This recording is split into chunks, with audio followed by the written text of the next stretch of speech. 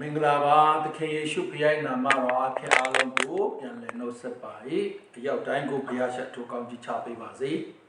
ဒီနေ့ကျွန်တော်ရွေးချယ်တဲ့အကျမ်းပိုက်ကိုစီဥစွာဖတ်လို့ပါတယ်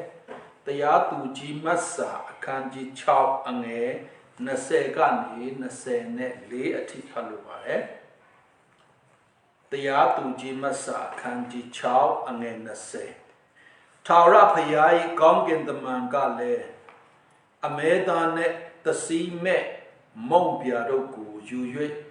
ဤကြောက်ပေါ်မှာတင်ထားလော့အမဲသားပြုတ်ရီကိုတွင်လောင်းလော့ဟုတ်ဆိုလျင်စူဒီအတိုင်းဂီဒီယွန်ဒီပြုတ်လေ၏ထိုအခါထာဝရဘုရား၏ကောင်းကင်တမန်သည်မိမိကင်သောတောင်ဝေးကိုဆန့်၍အမဲသားနဲ့တစီမဲ့မုံပြတို့ကိုတုသဖြင့်ကြောက်ထဲကမိထ၍အမဲသားနဲ့တစီမဲ့မုံပြတို့ကိုလောင်ပြီးမှထာဝရဘုရား၏ကောင်းကင်တမန်သည်ကွယ်လေ၏ထာဝရဘုရား၏ကောင်းကင်တမန်ဖြစ်သည်ကိုဣဒွန်သည်သိမြင်သောအခါအိုအရှင်ထာဝရဘုရားအကျွန်ုပ်သည်ထာဝရဘုရား၏ကောင်းကင်တမန်ကိုမျက်နှာချင်းဆိုင်၍မြင်ရပါပြီတကားဟုတ်လျှောက်တော်ထာဝရဘုရားကချမ်းသာပါစေမစိုးရိမ်နဲ့တင်ဒီတီဖတ်သွားတဲ့ကြံပိုင်အားဖြင့်တယောက်စီတိုင်းကိုဘုရားရှင်ထိုကောင်းကြီးချပေးပါစေဒီနေ့ကျွန်တော်အနေနဲ့ဂီဒီယွန်မော့ဆူပေးလိုက်တဲ့ဂျဟောဝါဆလုံယာဝေးဆလုံဆိုတဲ့ခေါင်းစဉ်လေးအားဖြင့်ပြန်လည်ပြီးမှအတူတကွခွန်အားယူဖို့ရန်ကျွန်တော်ပြင်ဆင်ထားပါတယ်ကျွန်တော်တို့ကအားလုံးကသိပြီးသားအရာပါဆလုံဆိုတာကအထူးသဖြင့်ယူဒလူမျိုးများအချင်းချင်းနှုတ်ဆက်တဲ့အခါတိုင်းမှာတယောက်နဲ့တယောက်ကောင်းချီးပေးတဲ့အခါမှာမွတ်ဆိုလိုက်တဲ့စကားဝတ်ဖြစ်ပါတယ်ကျွန်တော်တို့မြန်မာနိုင်ငံမှာတော့မြန်မာလိုအသုံးများတာကပါလဲဆိုတော့တွေ့ချင်းမင်္ဂလာပါလို့နှုတ်ဆက်တဲ့စကားနဲ့အတူတူဖြစ်တယ်ဒါကြောင့်ဂီဒီယွန်ကဂျဟောဝါဆလုံဆိုပြီးမှမဲ့လိုက်တဲ့စကားဟာဆိုလို့ရှိရင်ထာဝရဘုရားဒီငြိမ်သက်ခြင်းရှိပါ၏ဆိုတဲ့အတိတ်ပဲဖြစ်ပါတယ်ဒါကြောင့်ဒီနေ့မှာမြန်မာလိုနဲ့မင်္ဂလာပါလို့နှုတ်ဆက်ရမယ်အချိန်ဆလုံလို့နှုတ်ဆက်ရမယ်အချိန်ကတအားခဲရနေတဲ့အချိန်ဖြစ်တယ်လူနာကတိမှာလူတယောက်တုံးလုံးလဲနေတဲ့အချိန်မှာမျက်နှာပေးမှုများမင်္ဂလာပါသွားလို့ဆက်ဖို့ရန်ဒါပြောဖို့ဒါခက်ခဲနေတဲ့အရာဖြစ်တယ်လို့လူနာကလည်းမင်္ဂလာပါလို့ပြန်ထိုးရမယ့်အရာကဒါခက်ခဲတဲ့အချိန်ဖြစ်တယ်ထိုနေ့၎င်းပဲယခုအချိန်အခါမှာကျွန်တော်ချင်းအမှုတော်ဆောင်တယောက်အနေနဲ့ပြောမှဆိုရင်ဆလုံလို့អော်ရမယ်နှုတ်ဆက်ရမယ်အချိန်ကဒါနှုတ်ကနေဖွင့်ဟဖို့ရန်ဒါခက်ခဲနေတဲ့အချိန်ဖြစ်တယ်အားလုံးကသိပြီးသားပါတကဘာလုံးက COVID-19 ရောဂါကြောင့်လူတွေအားလုံးတည်ကြည်ပြည့်စုံပြီးမှစိတ်ဖိစီးမှုရှိနေတဲ့အချိန်အထူးသဖြင့်ကျွန်တော်တို့မြန်မာနိုင်ငံမှာစစ်ဘီဒုက္ခနေတဲ့တက်ရောက်နေတဲ့အချိန်အဲ့ဒီထဲမှာမှကျွန်တော်တို့ချင်းလူမျိုးများဒါ၍အခုချိန်မှာအိန္ဒိမီလောင်ပြီးမှလူဒီအားလုံးကစစ်ဘီဒုက္ခထပ်ပြီးသိမ်းရှောင်ရတဲ့ဘဝတယောက်နဲ့တယောက်မင်္ဂလာပါလို့ပြောရမယ်စကားဒါထွက်ဖို့ရန်ခက်ခဲနေတဲ့အချိန်အဲ့ဒီအချိန်အတော်မှာဂျဟောဝါဆလုံဆိုတဲ့ခေါင်းစဉ်လေးနဲ့ဝင်ငါဖို့ရန်ရွေးချယ်ထားတဲ့အရာများကမာနေပြီလားလို့စိတ်ထဲမှာတော့မှကျွန်တော်ခံစားတယ်ဒါပေမဲ့ဒီကျမ်းစာထဲမှာကျွန်တော်တို့ကြည့်တဲ့အခါမှာယေဟောဝါဆလုံယာဝိဆလုံဆိုတဲ့နာမည်ကိုချီးမွမ်းပြီးမှမွတ်စုခဲ့တဲ့ဂီဒီယွန်ရဲ့အသက်တာကိုပြန်လဲကြည့်တဲ့အခါမှာတကက်ဒုက္ခရောက်နေတဲ့အချိန်လုံးဝမငြိမ်မသက်ဖြစ်နေတဲ့အချိန်မှာမွတ်စုလိုက်တဲ့ဖယားတခက်နာမကိုတတဲ့ခေါ်တဲ့မွတ်စုတဲ့အချိန်ဖြစ်တဲ့အတွက်ကြောင့်အခုချိန်ဟာကျွန်တော်ချင်းတယောက်အနေနဲ့တော့၎င်းမြန်မာပြည်သားတယောက်အနေနဲ့တော့၎င်းယခုကြောင့်ရှလုံဂျဟောဝါဆလုံအဲ့ဒါကိုကျွန်တော်တို့ကနှုတ်ဆက်ရမယ် most Mosuyame to Salome Vegenoro, a Teshin Boyan, the Alu Anide, a chain. Tavi Pidelo Geno, Kanzaya Retocha, the no Gabado wing up Buyan, Geno, the Dolly Salo Shageba, Elo Geno, Nine, Nida Nine Yolo Chintipare. Eddie Gido yet to do a ket Galaku Kama. The Yatuji Massa Eddie Ket Galak Kulong Guji Kama. Eddie the Mai, no can lego and Ning at General, Yin also Biobia Chimpite. Eddie a chain Karoga Suyin. Either Rila Lumiaga, Bayin Suram Shibu. Gong Song Shibu. Ludi Alonga 2 years say news or the Atime at the Shin a chimpite. The Yatuji Loga Luga, Sen I also law. Nip Toro Jaja. Either Rila Lumiaga, Bayin me. Upadi me. Ne attention ide a chinkala pite. Jamba go the cello general Padova.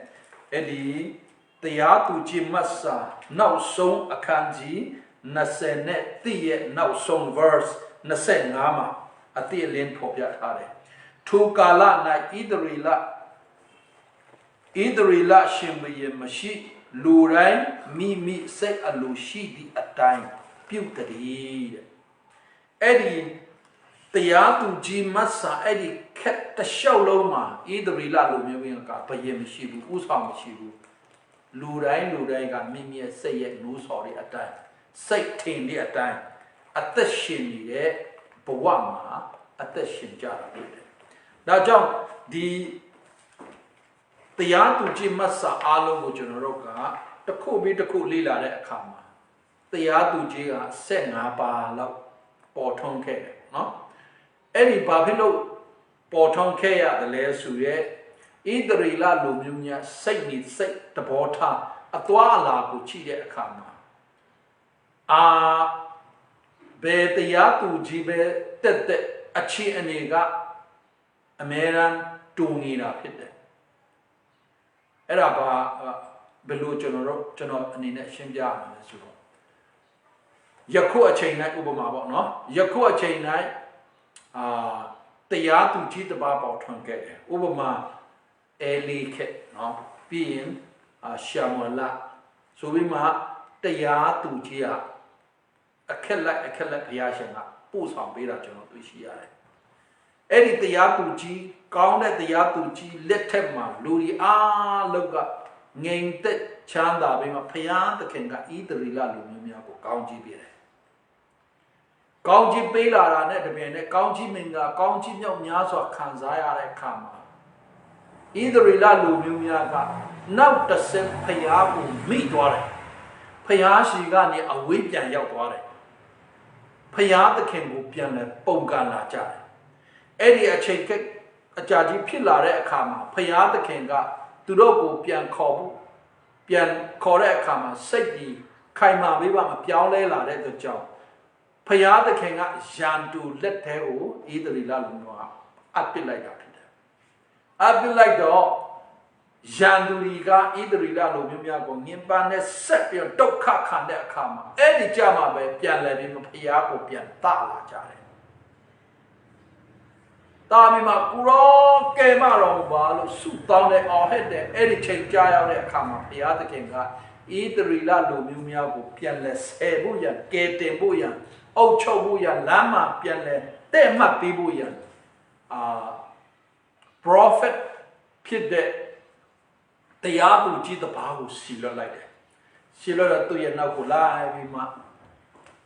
Payada can't draw a pico, quella bima, pianle in telane. Gauji mingala pian kanzare. Any gauji mingala kanzabima pianle chanda joywa la kama. The baby in a payago be out. Me be my payago can pian like my son quabima, payago pian me jare. A weep ya your body. Any change in payada can do pian like ma,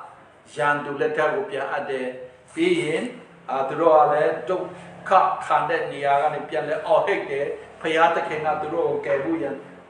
Prophet တရားသူကြီးတစ်ပါးကိုပြန်လဲရှိလွတ်တယ်ပြီးတဲ့အခါမှာနောင်တရတယ်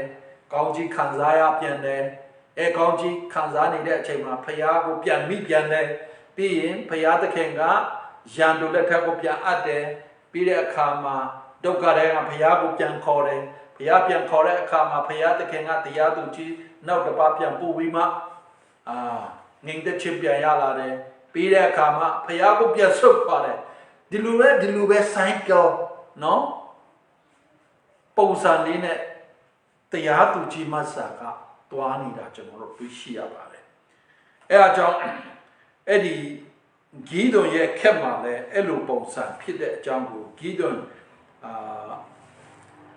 တရားသူကြီးမဆာအခန်းကြီး6အငယ်1ကိုတစ်ချက်လောက်ဖတ်ခြင်းတယ်တဖန်ဣသရေလအမျိုးသားတို့သည်ထာဝရဘုရားရှိတော်၌ဒုစရိုက်ကိုပြုလီသောကြောင့်သူတို့သည်မီဒီယန်မျိုးလက်၌ခုနှစ်ပတ်လုံးကြုံခံတော်မူခဲ့တာဖြစ်တယ်ဂီဒွန်ခက်ရောက်လာတဲ့အခါမှာဣ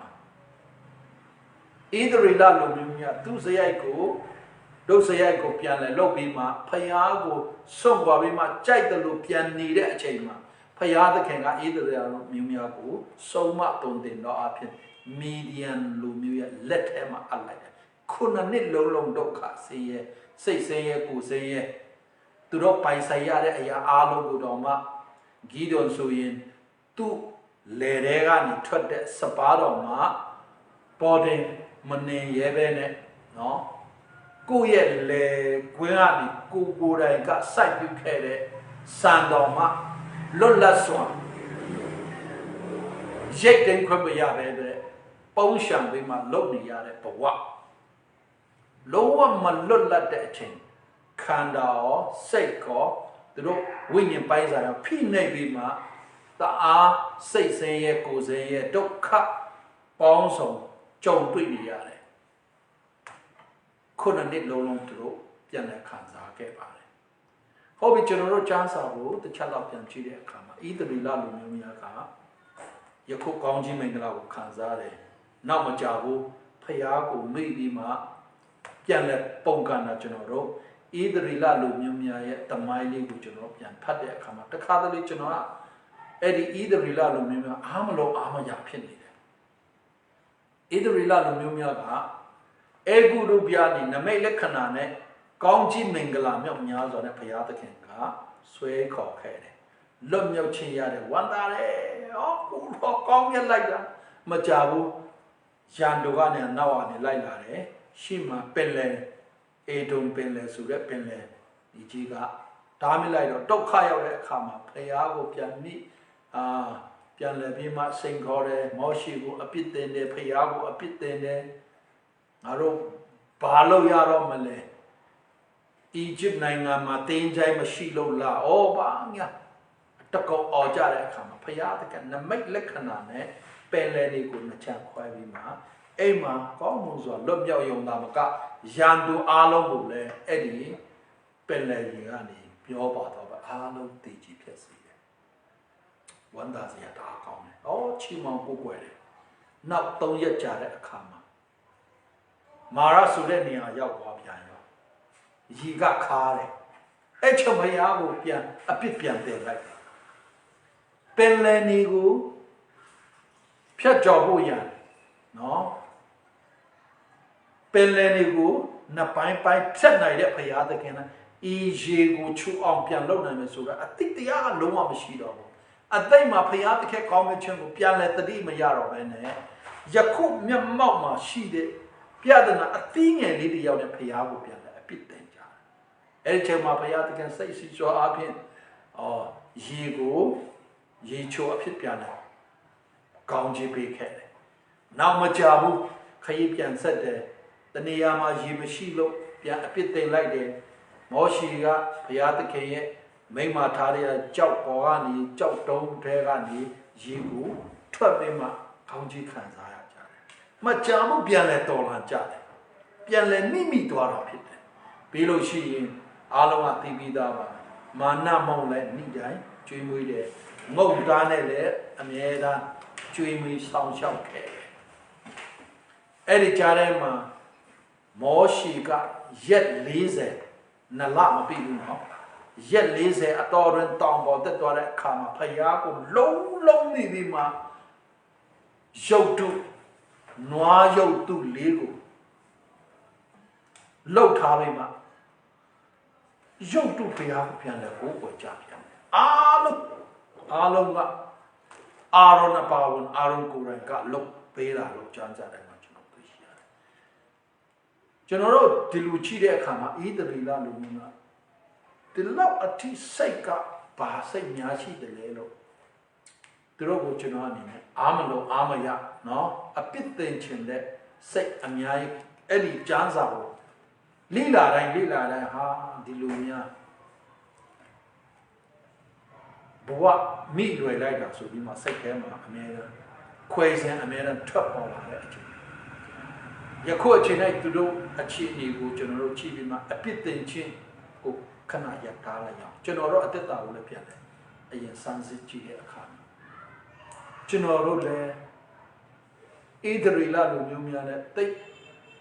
မထူးဆန်းတယ်လို့တခါတလေကျွန်တော်အနေနဲ့တခါတလေမဟုတ်ဘူးအမြဲတမ်းလို့ကျွန်တော်အနေနဲ့စိတ်ထဲမှာပေါ်လာတဲ့အရာကိုကျွန်တော်ပြန်လဲသုံးသပ်မိတယ်ဥပမာနော်ကျွန်တော်တို့ယောဂတစ်ခုရရှိလာတယ်ကင်ဆာယောဂဒါမှမဟုတ်ကိုဗစ်ပေါ့အိုးကြည့်ကျစတော့တဲ့ခါမှာဖယားသခင်ကနေပေါင်းစုံနဲ့ကျမ်းမာချင်းပြန်ပေးလာတယ်ဟာလေလုယာဖယားသခင်လက်တော်ကောင်းမြတ်လိုက်တာဂျေဇုတော်ချီးမွမ်းခြင်းမကုံဆုံးသေးဘူးပြောလို့မကုံသေးဘူးပြောလို့မဆုံးသေးဘူးပြဿနာလေးတစ်ခုပေါ်လာတဲ့အခါမှာဟာဘယ်လိုလုပ်မလဲခေါင်းပူတယ်အဲ့ဒီတီမဲရဲ့အရှိတ်လွမ်းမိုးထဲကိုရှောက်သွားပြီးမှအဲ့ဒီယောဂနဲ့ဒုံလုံးလဲနေတဲ့အချိန်မှာဖယားသခင်ကျမ်းမာချင်းပေးတယ်တက်တဲ့ခံနိုင်မကြဘူးပြဿနာလေးတစ်ခုဟာဖြစ်လို့ဥမာအင်္ဂါဘဝဆိုလို့ရှိရင်အခုငားတဲ့အိမ်ကလည်းငားလို့စက်နေလို့မရရွှေ့ရမှာ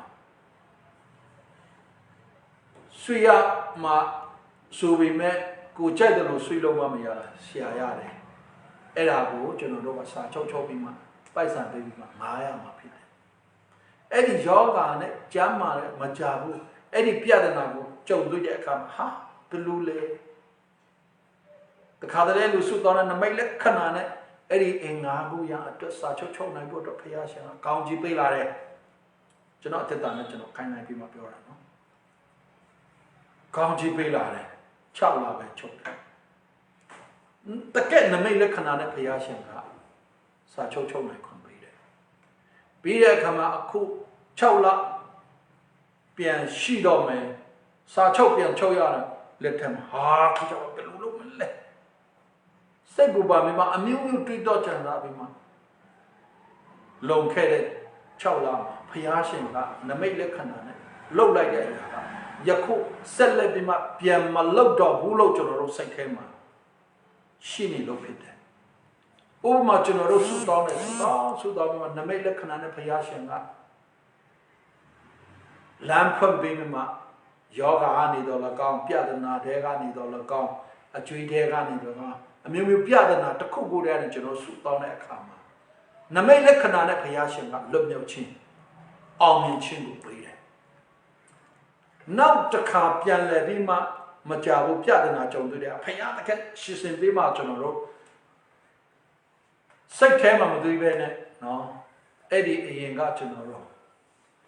ကောင်းကြီးလို့တက်တေခံခဲ့တဲ့အရာများကစိတ်ထဲမှာပါအောင်ဒါကတိုက်ဆိုင်မှုများလားစုတောင်းလို့ဘုရားရှင်ကနမိတ်လက္ခဏာနဲ့အလုပ်လုပ်တာမဟုတ်ပဲနဲ့စုမတောင်းရင်လည်းဖြစ်လာမယ့်အရာနော်ကျွန်တော်တို့စုတောင်းခြင်းနဲ့တိုက်ဆိုင်လို့ဘုရားသခင်ကတာဝန်ယူပေးတယ်လို့ကျွန်တော်တို့စိတ်များထင်နေသလားဒါမှမဟုတ်ဘုရားသခင်ကဒီတိုင်းပဲတစ်ချိန်လုံးကျွန်တော်တို့အကျင့်ပါပြီးမှអော်လိုက်လို့ရှိရင်တစ်ချိန်လုံးဘုရားရှင်ကကျွန်တော်တို့ကိုကယ်တင်ပါမလားဘုရားသခင်ကထမင်းဆိုင်မှာကျွန်တော်ထမင်းစားတဲ့အခါတစ်ခါပြန်ဆိုတာရှိတယ်နော်စားတာနဲ့ကုန်ရင်ဘာမှလိုက်ပွဲတောင်းလို့မရတော့ဘူးတစ်ခါပြန်အဲ့ဒီပုံစံနဲ့ဘုရားသခင်ကျွန်တော်တို့အပေါ်မှာပြုလုပ်တဲ့နမိတ်လက္ခဏာက ตะขาเปลี่ยนแก่เราจนเราก็อเมริกันเซ็ตแค่ว่าไม่อยู่ในเรื่องจ้าอย่าโคเชนให้พิจารณาตะคูพยาเชนะเปลี่ยนเส้นไปเลยเอาเงินเชื่อคนไปเลยนอกตะขาเปลี่ยนจงได้ขามาด่าตะขาเปลี่ยนนอกตะขา နောက်တစ်ချိန်ကတော့ဘုရားသခင်ကဆက်လက်အဲ့ဒီတိုင်းပဲအဖြစ်ပေးပါမလားတစ်ချိန်လုံးဒီတိုင်းပဲကျွန်တော်တွတ်ဆလို့ဆိုမားနိုင်တယ်ဆိုပြီးမှအမျိုးမျိုးကျွန်တော်တို့စိတ်အတွေးကတွေးဖက်ပြီးမှဣသရေလလူမျိုးများကဲ့သို့ကျွန်တော်တို့ကြုံတွေ့ခဲ့တဲ့ကောင်းကြီးမင်္ဂလာလွတ်မြောက်ခြင်းနမိတ်လက္ခဏာကိုမိရော့တာမဟုတ်ဘူးမြဲအဲ့ဒီတိုင်းဘုရားချက်ပြန်လဲဆက်လက်အသက်ရှင်တဲ့မနစ်ယနေ့နောင်ကာလမပြောင်းလဲတဲ့ဘုရားသခင်ကပြောင်းလဲသွားပြီးမှကျွန်တော်တို့ကိုမကယ်တင်ကယ်တင်ခြင်းကျွန်တော်တို့ရခြင်းမရမှာဒီချမ်းမသိချတော့ဘူးဆိုတော့စိတ်ပူပန်ခြင်းကိုပြန်လဲထပ်ဝင်လာတာကျွန်တော်တို့ခရိယာအသက်တာမှာကျွန်တော်တွေ့တဲ့အခါမှာကျွန်တော်တို့ဒီလေဣသရေလလူမျိုးများနဲ့လုံးဝမထူးခြားပါလားလို့ကျွန်တော်တို့တွက်လို့ရပါတယ်ဒါကြောင့်ကျွန်တော်တို့ဒီနေ့အဲ့ဒီပြဿနာပြန်လဲကြုံတွေ့တဲ့အခါမှာဂီဒွန်ဆုတောင်းတဲ့အခါမှာနော်ဂီဒွန်အပေါ်မှာဘုရားသခင်ကောင်းကင်တမန်ကပေါ်ထွန်းလာတာဖြစ်တယ်အငယ်ခုနှစ်ကိုကျွန်တော်တို့ဖတ်ရအောင်အငယ်တစ်မှာတော့ခုနှစ်ကြာခဲ့ပြီးပြီမီဒီယန်ဒီကဒုက္ခပေးနေတာကျွန်တော်တွေ့ရှိရတယ်အငယ်ခုနှစ်ကိုဖတ်တဲ့အခါမှာသူတို့မီဒီယန်အမျိုးသားတို့ကြောင့်ထာဝရဘုရားအော်ဟစ်ကြသောအခါအဲ့ဒီချိန်မှာသူတို့ထာဝရဘုရားကိုပြန်အော်ဟစ်တဲ့အခါဘုရားရှင်က prophet တပါးကိုစီလွတ်ပြီးမှဘယ်လိုဆုံးမခဲ့တယ်လဲဆိုတော့အော်ဟစ်ကြသောအခါထာဝရဘုရားသည် prophet တယောက်ကိုဣသရေလအမျိုးသားတို့ထံသို့စီလွတ်တော်မူ၍ဣသရေလအမျိုးဤဘုရားသခင်ထာဝရဘုရားမိန့်တော်မူသည်ကကြုံခံနေရအေဂုတုပေမှတင်တို့ကိုငါနှုတ်ဆောင်သည်အေဂုတုปีตาလက်မှ၎င်းငင်းဆဲသောသူအပေါင်းတို့လက်မှ၎င်းတင်တို့ကိုကယ်လို့၍သူတို့ကိုတင်တို့ရှိမှနေထုတ်သဖြင့်သူတို့ပေကိုပေးပြီးငါသည်တင်တို့ဤဖယားသခင်ထာဝရဖယားဖြစ်၏တင်တို့ဤသောအာမုန်ปีตาကိုးကွယ်သောဖယားကိုမကြောက်ရွံ့ကြနဲ့ဟူ၍ငါပြည့်ညက်တော်လေတင်တို့ဒီငါစကားကိုနားမထောင်ကြဟုတ်မင်းတော်မူ၏မီဒီယံများရဲ့ညင်ပန်းနှိပ်စက်ခြင်းကနေသူတို့ကဖယားကိုပြတ်အော်ဟစ်တဲ့အခါမှာပရောနာမည်မဖော်ဘူး prophet တပါးဖယားရှင်အသုံးပြုမှာတင်တို့ကအေဂုတုပြနေဖယားရှင်ကနမိတ်လက္ခဏာနဲ့ကဲ့တင်ခြင်းပေးတယ်ပို့ဆောင်ခဲ့တယ်ဒါပေမဲ့အခြားတိုင်းတပါးများရဲ့ဖယားရုပ်တုစင်းတို့ကိုကိုယ်ွယ်နဲ့မကြောက်ကြနဲ့မှာပြောနေပြီမဲ့ငါ့ရဲ့စကားကိုတင်တော့နားမထောင်ဘူးဆုံးမစကားကိုပြောလိုက်တာကျွန်တော်တွေ့ရှိရတယ်ဒီနေရာမှာကျွန်တော်ဝိုင်းအောက်လုပ်ခြင်းတဲ့အရာကပါလို့ဆိုဒုက္ခရောက်တဲ့အခါမှာခုနှစ်ကြာတော့ပြီပြန်လဲပြီးမှမဟုတ်သေးပါဘူးဆိုပြီးမှဆုတောင်းဖယားရှင်တို့ထံကိုအော်ဟစ်တဲ့အခါမှာဖယားရှင်ကသူတို့ရဲ့ပြဒနာအစအရင်အမြစ်ကိုဖော်ပြတာဖြစ်တယ်သူတို့ဒုက္ခရောက်တာကမီဒီယန်တွေကစတာမဟုတ်ဘူးမီဒီယန်တွေကဒုက္ခပေးတာမဟုတ်ဘူးဖယားသခင်ကသူတို့ဆုံးမတာလေအရင်အဲ့ဒီသူတို့ဒုက္ခရောက်တဲ့အကြောင်းရင်းကပထမအကြောင်းရင်းကဖယားလည်းမဟုတ်ဘူးမီဒီယန်လည်းမဟုတ်ဘူးဘာလဲဆိုတော့သူတို့ရဲ့အပြစ်ကြောင့်ဖြစ်တယ်သူတို့ကဖယားကိုစုံပါပြီးမှရုပ်တုစင်တို့ကိုကိုးကွယ်တဲ့အဲ့ဒီအရာကအစပြုလာတာဖြစ်တယ်ပြဒနာအစကအဲ့ဒါဖြစ်တယ်ပြဒနာအစကအပြစ်ဖြစ်တယ်ဆိုတာလုံးဝမမိကြပါနဲ့အဲ့လိုဆုတောင်းတဲ့အခါမှာအရင်အမြစ်ကိုဖော်ပြီးမှတင်တို့ရဲ့အပြစ်ကြောင့်ဖြစ်တယ်ဆိုပြီးမှ prophet တပါးဖြစ်ဖော်ပြတယ်အခန်းငယ်ထပ်ပြီးမှစက်ကြည့်တဲ့အခါမှာနောက်မကြောက်ဂီဒွန်စီမှာဖယားတကယ်ကောင်းကင်တမန်ရောက်ရှိလာတာဖြစ်တယ်ရောက်ရှိတဲ့အခါမှာကျွန်တော်အားလုံးအသိပြီးသား စီစီဝေးဝေးမပြောတော့ဘူးအာကြီးတော်တွေ့ရဲ့ကောင်းလို့ပြောတဲ့အခါဟာတော့အာမကြီးပါဘူးထာဝရဘုရားသခင်ဒီသိတဲ့အတူရှိတယ်ဟာကိုတော့အခုချိန်မှာထာဝရဘုရားကကျွန်တော်နဲ့အတူပါရှိတယ်ဆိုရင်ဘာဖြစ်လို့ဒီပြဿနာငါတို့ကြုံတွေ့နေရတယ်လဲဒီလိုကပြန်ဖြေတာငါတို့ဘုရားတွေကပြောခဲ့ဘူးပါတယ်ဣဒရီလလူမျိုးများငါတို့လူမျိုးများအားလုံးကအေဂုတုပြာနဲ့ဘုရားရှာနမိတ်လက္ခဏာနဲ့ခေါ်ဆောင်ထားတာကျွန်တော်တို့တွေ့ရှာအဲ့ဒီဘုရားအခုပြမလဲအဲ့ဒီဘုရားသခင်ကအခုကျွန်တော်နဲ့အတူရှိတယ်ဆိုရင်ဘာဖြစ်လို့မီဒီယံများရဲ့လက်ထက်မှာဒုက္ခအကြီးကြီးခံစားနေရတယ်လေအမျိုးမျိုးကောင်းကင်တမန်နဲ့အမြင့်အဖြစ်လုံနေကြတာကျွန်တော်ကြားစားတယ်အခန်းငယ်စက်တိကနေစဖတ်တဲ့အခါမှာကျွန်တော်တွေ့ရှိရတာဖြစ်တယ်အဲ့ဒီကောင်းကင်တမန်ကတည့်ရဲ့လက်အားဖြင့်တည့်ခွန်အားနဲ့ပူပေါင်းပြီးမှဘုရားရှင်ကမီဒီယံများရဲ့လက်ကနေလွတ်မြောက်ချက်အခွင့်ကိုအောင်မြင်ချက်ကိုဘုရားရှင်သိမ့်လို့ပြီးမယ်လို့ကောင်းကင်တမန်ကစကားပြောတဲ့အခါဂီဒွန်ကဒါဆိုရင်ခဏစောင်းနေပါကျွန်တော်ကစားဖို့တော့အနည်းငယ်သွားပြင်ဆင်ပြီးမှဒီမှာဆက်လက်စောင်းနေခမရကဖျားရှင်ကနေလာတဲ့တကက်ဖျားစီလို့တဲ့ပုံကိုဆိုရင်တိခါပေးပါဆိုပြီးမှဟုတ်ကဲ့ဘာလို့လိုက်ဆိုတဲ့အခါမှာသူကချစ်ချင်းသွားပြီးမှစိတ်တကာကိုသွားဖန်ပြီးမှအဲ့ဒါကိုတတ်တယ်ပြုတ်တယ်ချက်ပြုတ်တယ်ပြီးတဲ့အခါမုံကိုတစီမဲ့မုံကိုသူကိုယ်တိုင်ကပြုတ်လို့ပြီးမှအကြာကြီးဖြစ်မှာနော်တရိษံအကောင်တကောင်ကိုတတ်ပြီးမှအခုမှပဲစအောင်ဆုံးလို့တတ်ပြီးမှပြုတ်ပြင်ချက်စိစအားလုံးကိုကောင်းကင်တမန်ကသူတို့စကားပြောနေတယ် is this sound ဘုရားသခင် patientတေးခံစွာအဖြစ်ကျွန်တော်တို့စောင့်တယ်ဘုရားဖြစ်တဲ့အရာကိုလက်သိပ်ဖို့ပြီးတဲ့အခါမှာအိုးထဲမှာထဲတယ်မီးမွေးတယ်အေးဆူပွက်တယ်အဲ့ဒါဒီအားလုံးကိုကြက်ဖို့ရဘယ်နှနာရီကြောင်းမလဲမသိဘူးနော်ဒါပေမဲ့ကောင်းကင်တမန်က easy စောင့်ဒါဒီအားလုံးကိုပြီးသွားတဲ့အခါမှာဂီတော်ကောင်းကင်တမန်ဖြစ်မှန်းကိုသူမသိတာအဲ့ဒါအားလုံးကိုခမရကောင်းကင်တမန်တကယ်မှန်ကန်တယ်ဆိုတာပြုရမယ့်အရာအားလုံးကိုစောင့်ပြီးကဲလုံလိုက်လို့ပြောတာ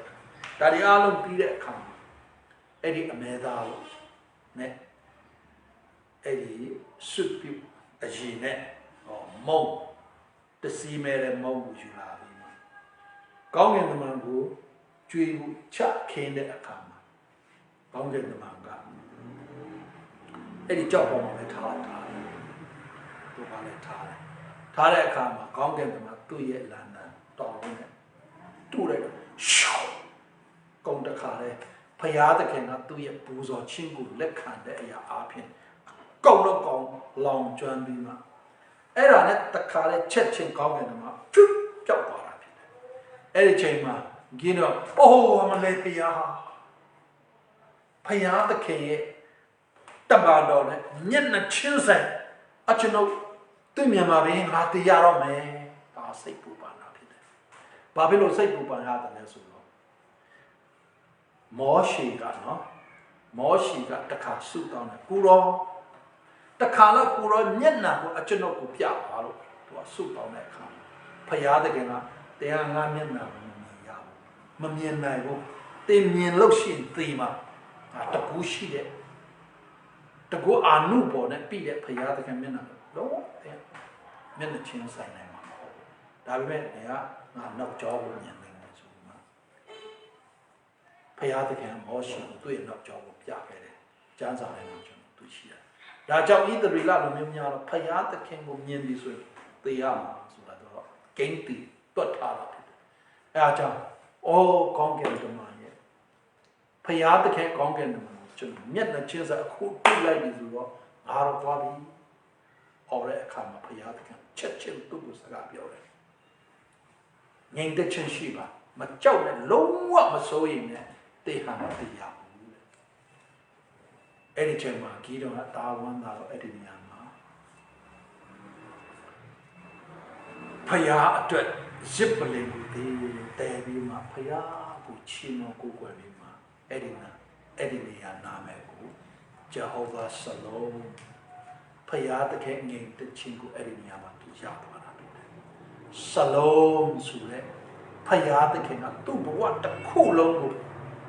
Eddie Salom Tema, new man like a come. Median yet, Adamu lower to $1,000,000. Payat King, Salom Tema, she get come. 1,000,000 Payaku, Chimon Kukwegama. Zippelin there come. Jehovah Salom. Tara Payati, Ning the Chin, Pity. The Lord is peace. Zubima. Name Metavima. Payaku, Chimon Ayapit. Eddie Janza, again the same Agan set Chile Kama. Tuga Payazi Gadilade, Ning the Chin. Shalom in the chin kanji minglato. A bit of what comes up. Now by my payashi got to Sahabiore. They appear Azra Pozore, Jotu Gubode Bala not say alum, he has a alum pupil like Pide Kama Eddie Azra Payasing Tick Tari alum Tombima. They appear no naka, no tinaka, Tabima Erima Zippelin the cool Yanteva. No one. Since as a account, no? Not so go, show to Saint to go Poya, that South had Eddie, Tita, Tit, Tongi, a Tongi Wima, Payago, Pianlepus or Poya, Piaga, Elo Google that Kama Payata Kanga Elo Donna Kama Tuba Nilema Malo Yeru to a Pele Jaude Gido yet Lumia, Idrila Lumia, like Idu Pidania Alum Jaude Nyat the Kama, head to take it. When a mole there Kama, you are the Alunga Ha, the Duluta, a Mu or Jare Kama. Gido and Lotas to Jare Kama, Gido, a Pegale, Jiproid, Net, Jiprot the Yop, Pit the Job. Tia Alunga, me a da, Gido and got loaded, look Naru Jare. Two Naru Talo Yao, England look like the same Korea Kama. To a pega, Gido Bema Pabi, a Kay Bala Pia, Azaria Paya, Gido got kept serious with Eddie Payaga be Gido, so Mabasi. Eddie Payaga at the Shin and Payam Hobos with no, so man and Mamma. Eddie Payak was out narrow sex Suzia, the Asians yam. To catch it be like the Eddie Payaga be too. The Yasi Azra Buzore, Azra Payabo, no, Bala Payabo, Lue like that come. Pidu Bidara Bama Lomia. Ediani, Gido and Lu, see you that come, Lumio Nazo, Yapima, Payata King, Nyalon, and Yana, Kacha Kacha, Toya Neve, only Chingu Pigana. The nature of Yojin Eddie Kacha, Eddie not by the Jaya, I'm hoping. Jehovah Salom. Eddie a chain now. Medium nigga, Yimpan listen needed a chain. Chow Yun needed a chain. Name the children of low machine a chain. Payata king named the chingu. Gido a tegan a sapi bima. Either rila lumia, longer Eddie Piadana, twin degani, love your bima. Nit dodon nyonya. So Gido, Usong in it. Kept a lot to cool longo. Salom Nine Payasha Ning the China either Lamia Get a Keraton to Shia. Obi Yaku a Chema, General Kriya Yanni, told the Ben General Yamapitu, Pidamia Nanga Yipiadana, Yoga Piadana, a cool knit sheet of my the Nick Quajo Eddie Jarema. General Bamasha, Salma, a low layer, Machine. She the mere Alambo, PBB salad, a cook, ကုန်ခန်းတော့မှာဖြစ်ဟိုတည်နားထောင်တဲ့အခါမှာတက်ခံရတဲ့အကြောင်းရရှိရတဲ့အကြောင်းပုံပွဲတဲ့အကြောင်းဘယ်နှယောက်တည်တယ်လဲဘယ်နှယောက်ဖန်ခံသွားတယ်လဲဘယ်နှယောက်စစ်ကြောရေးစခန်းမှာတက်ထွက်သွားတယ်လဲအဲ့ဒီတည်လေးပဲကျွန်တော်တို့ကကြားနေရတယ်ဆလုံးဆိုတဲ့အရာကိုတယောက်နဲ့တယောက်နှုတ်ဆက်ဖို့ရလုံးဝခဲရနေတဲ့အချိန်ဂီရိုနဲ့သူ့ရဲ့ပြည်သူပြည်သားအားလုံးဘဝနဲ့ထပ်ကိုထပ်မြတ်ကျွန်တော်တို့ခံစားနေရတဲ့အချိန်မှာဖယားသခင်ရှိကနေလာတဲ့သူ့ရဲ့စလုံးငြိမ်သက်ခြင်းကိုကျွန်တော်တို့အခုချိန်နဲ့လူအပ်နေတဲ့အချိန်ဖြစ်တယ်။သခင်ယေရှုကဘာပြောလဲဆိုတော့ယောဟန်ကျမ်းစာထဲမှာငါဤငြိမ်သက်ခြင်းကိုတင်တော့ငါပေးလိုက်။ဤလောကညာရဲ့ပြီးတဲ့ကဲတော့မဟုတ်ငါငြိမ်သက်ခြင်းကိုတင်တော့ငါပေးတယ်။အဲ့ဒီစလုံးကိုဖယားရှင်ကကျွန်တော်တို့ဒီနေ့သခင်ယေရှုအားဖြင့်ကျွန်တော်တို့ပေးထားတာဖြစ်တယ်။ငြိမ်သက်စရာလုံးဝမရှိဘူး။အဲ့ဒီကြားတိုင်းမှာခရစ်တော်ယေရှုဖခင်ကငါရဲ့ငြိမ်သက်ခြင်းကိုသင်တို့ထက်ငါထားခဲ့တယ်။စလုံးငြိမ်သက်ခြင်းကိုငါထားခဲ့တယ်။စလုံးကငြိမ်သက်ခြင်းစီပါစီတော့။ Greek ညာကအဲ့ဒီစလုံးကို Greek စကားလုံးအနေနဲ့ irony ဖြစ်တယ်။ irony ငါရဲ့စလုံးငါရဲ့ ironyငါရဲ့ငြိမ်သက်ခြင်းကိုတင်တော့ကိုငါထားခဲ့တယ်ပေးလိုက်တယ်လို့ကျမ်းစာထဲမှာခရစ်တော်ယေရှုခရစ်ကသူ့ရဲ့ငြိမ်သက်ခြင်းကိုကျွန်တော်ထားခဲ့တာဖြစ်တယ်အခုချိန်နဲ့ကျွန်တော်အခုကဲတင်ခြင်းတော်ရတယ်ကဲတင်ခြင်းနဲ့ရှင်တော်ဝမ်းမြောက်ခြင်းနဲ့ငြိမ်သက်ခြင်းကဆုံးဆုံးတယ်လို့ကျွန်တော်စိတ်ပူပန်စိတ်တော်ကရောက်နေတဲ့အချိန်မှာဖယားသခင်ရဲ့စလုံးယခုအချိန်နဲ့ခရစ်တော်အထက်၌ရှိတယ်လို့ခရစ်တော်၌ရှိတယ်လို့ကျွန်တော်နောက်ဆုံးအနေနဲ့ခေါ်အားပြီးတိုက်တွန်းပြီးမှအားလုံးကိုပြန်လဲဖိတ်ခေါ်တာဖြစ်တယ်ခရစ်တော်နဲ့ကျွန်တော်တို့အဲ့ဒီစလုံးကိုကျွန်တော်တို့အပြည့်အဝပြန်လဲခံကြရအောင်လွန်ခဲ့တဲ့15နှစ်တုန်းကမလေးရှားနိုင်ငံမှာကျွန်တော်တို့ချင်းတယောက်ကျွန်တော်တငယ်ချင်းတယောက်မလေးရှားနိုင်ငံမှာအလုပ်သွားလုပ်တယ်သူကဖုန်းဆက်လာတယ်သူလည်းအထက်အလျောက်သူလည်းကောင်းချီးခံစားခဲ့တယ်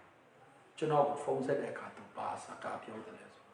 ဆရာဒီကောင်းလားအားလုံးကျွန်တော်ရဲ့နေကောင်းတယ်အခုကကျွန်တော်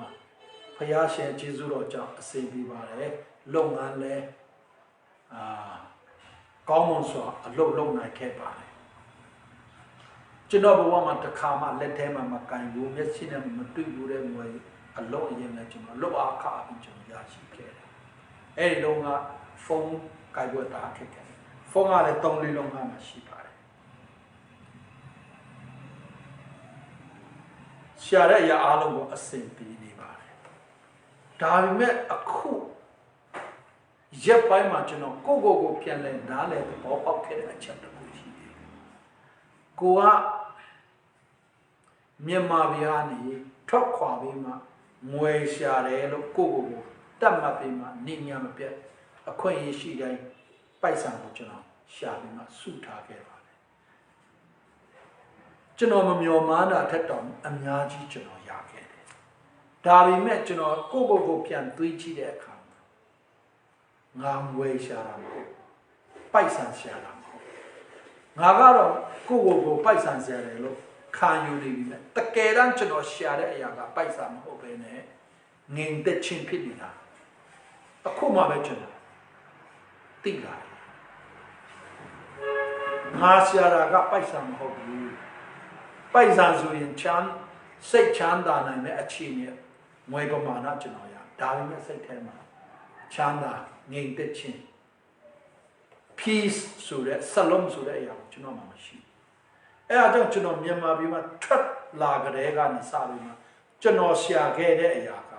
ငွေမဟုတ်ပဲနဲ့ငြိမ်သက်ခြင်းဖြစ်နေတယ်ကျွန်တော်တို့လောကလူသားအားလုံးကိုပြန်လဲစမ်းစစ်ပါဒီနေ့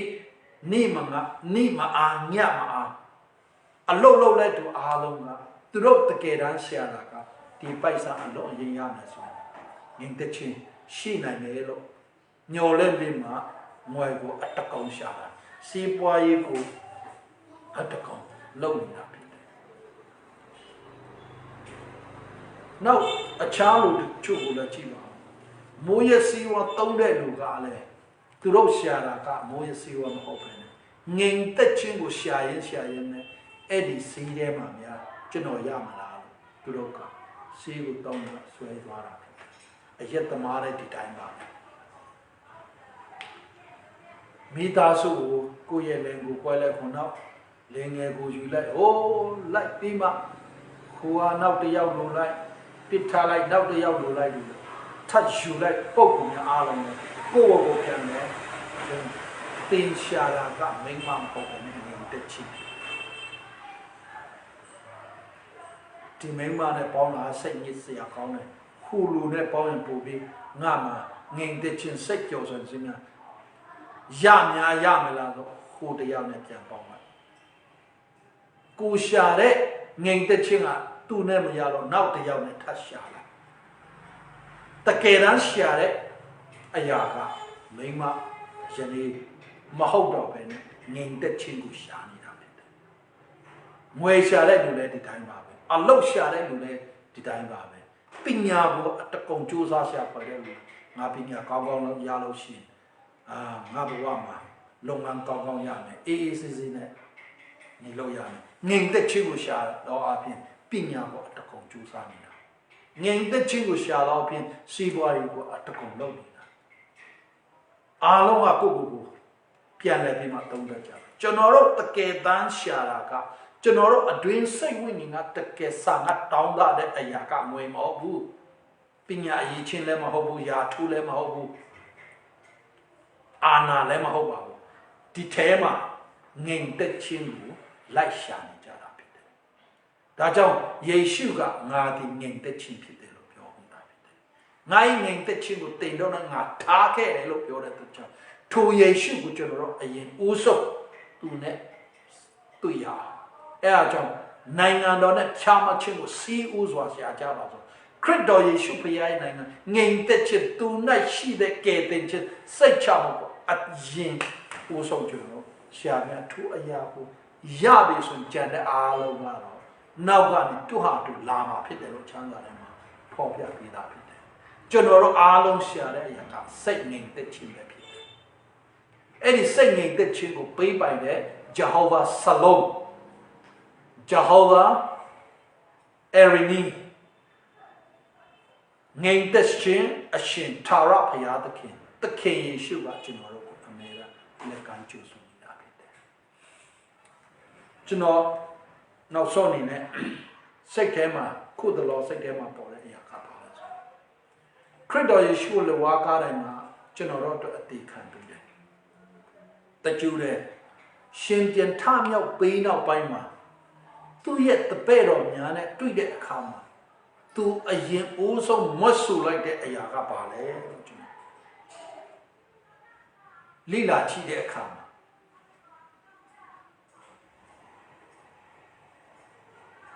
တပည့်တော်များကဣသရေလလူမျိုးများကိုလည်းကြောက်ယူဒယောမစစ်သားကိုလည်းကြောက်သူတို့စုပြီးမှဖျားကိုကိုးကွယ်နေတယ်ဆိုရင်တော့တခါကိုအလုံးပိတ်တခါကိုအထက်တော့ခတ်အထဲမှာတော့မှ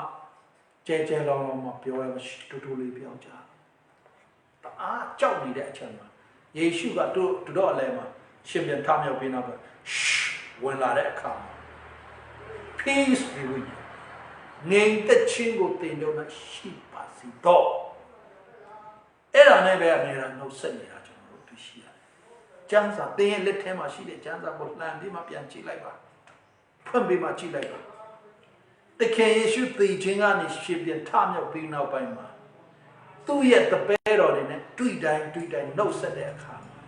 သင်တို့၌ငြိမ်သက်ခြင်းရှိပါစေကျွန်တော်တို့အထဲမှာဖယားသခင်ကတကယ်ပေးခြင်းတဲ့အရာကထုံငြိမ်သက်ခြင်းပဲဖြစ်တယ်ကျွန်တော်တို့ရှာခဲ့တဲ့ကြိုးစားခဲ့တဲ့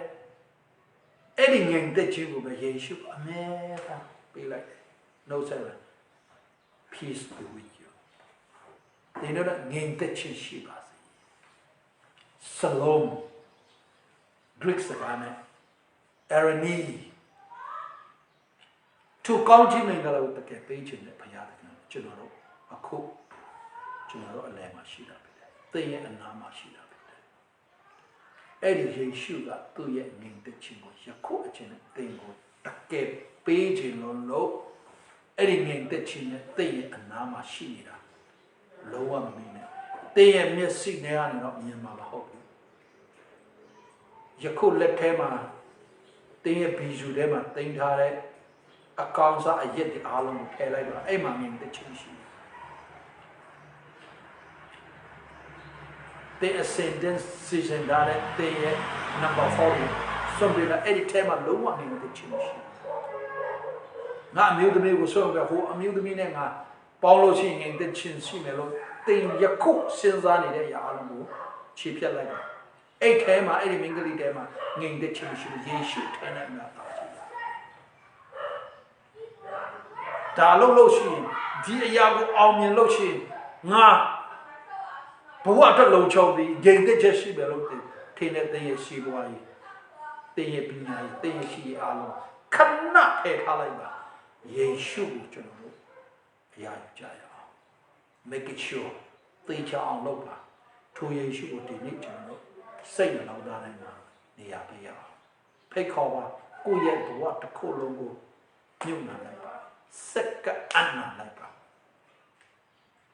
Payada can 2 years named the Chingo. They upon a big our what be my Peter. Hallelujah.